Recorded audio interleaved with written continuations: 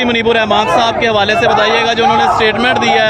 एक तरफ उन्होंने सरकार से अपील की है, चीफ ऑफ आर्मी स्टाफ से अपील की है, तीसरी जानब जो तहरीक लबैक पाकिस्तान से भी अपील की है कि ये मामला जो है इसे किसी तरीके से बड़े अच्छे तरीके से जो है वो रिजॉल्व कर लेने चाहिए। क्या कहना चाहेंगे? Unfortunately it is totally disappointed. हम मुफ्ती साहब से तवक्को रखते थे कि वो मैदान अमल में उतरते, वो यहाँ धरने में आते, वो मार्च में आते, जख्मियों के जख्मों पर मरहम का फाहा रखते और हमारी सुनते और हमारी तर्जुमानी करते।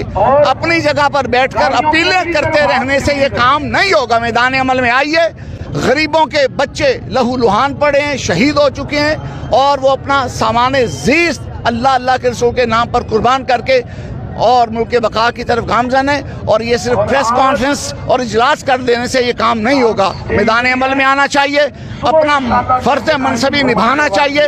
अहले सुन्नत व जमात इस मुल्क की अक्सरियती एक जमात है, इस मुल्क के बानी है। इनके मुफ्ती और मशाइख हज़रात को हुजरों से और मदारिस से निकल कर यहाँ मार्च में आकर कायदीन के साथ बैठ कर अपना लाए अमल मुरतब करना चाहिए।